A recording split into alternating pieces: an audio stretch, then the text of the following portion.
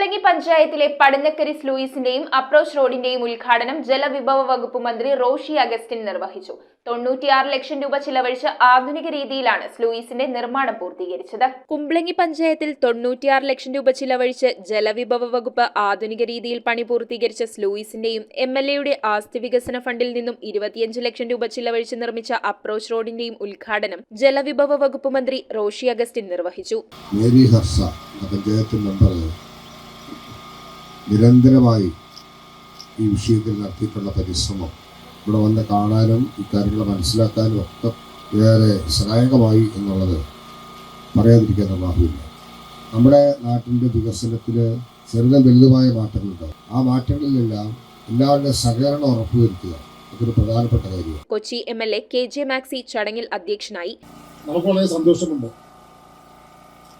കുറെ കാലം മുന്നോട്ടെടുത്താൽ ഈ കുംബ്ലങ്ങി പഞ്ചായത്തിൽ ഒരു മന്ത്രി തന്നെ നേരിട്ട് വന്ന് സ്ഥലം കണ്ട് തിരുവനന്തപുരത്ത് പോയി ഫണ്ടനുവദിക്കുന്ന രീതി ആദ്യമായിട്ടാണ്. കുംബ്ലങ്ങിയുടെ ചരിത്രത്തിൽ ഉണ്ടായില്ല.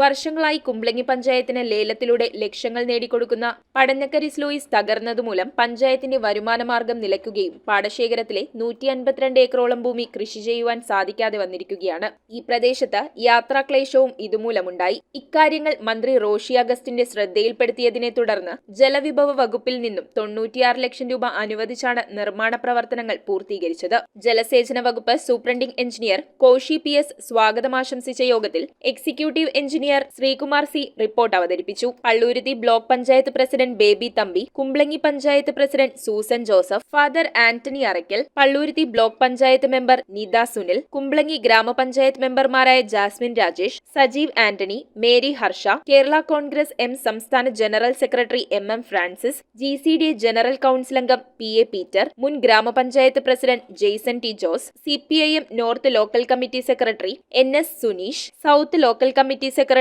NT സുനിൽ, ജലസേചന വകുപ്പ് അസിസ്റ്റന്റ് എക്സിക്യൂട്ടീവ് എഞ്ചിനീയർ സൗമ്യ ചന്ദ്രൻ തുടങ്ങിയവർ ആശംസകൾ അർപ്പിച്ച് സംസാരിച്ചു. ഇന്ന് വർഷങ്ങളായിട്ടുള്ള ഈ പ്രദേശവാസികളുടെ കുംബ്ലങ്ങി പഞ്ചായത്തിന്റെയൊക്കെ ചിരകാല അഭിലാഷമാണ് ഇന്നിവിടെ പൂർത്തിയായിരിക്കുന്നത്. പ്രത്യേകിച്ച് യാത്രാക്ലേശവും അതുപോലെ തന്നെ ഇവിടെ കൃഷി ചെയ്യുവാനായിട്ട് ഏകദേശം 152 ഏക്കറോളം പാടശേഖരം പടന്നക്കരി പാടശേഖരത്ത് വർഷങ്ങളായി കൃഷി ചെയ്യാനായിട്ട് സാധിക്കാത്ത ഒരവസ്ഥയായിരുന്നു.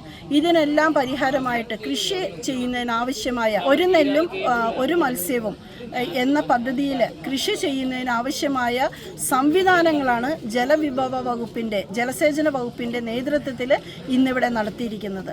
ടെക്നിക്കൽ പരമായിട്ട് നമുക്ക് മത്സ്യം പിടിക്കുന്നതിനും ഈ ജനങ്ങൾക്ക് വെള്ളം കയറുകയും ഇറങ്ങുകയും ചെയ്യുന്നതിനുള്ള വർക്കും അതിൻ്റെ ടെൻഡർ നടപടികളിലേക്ക് നടന്നുകൊണ്ടിരിക്കുന്നു.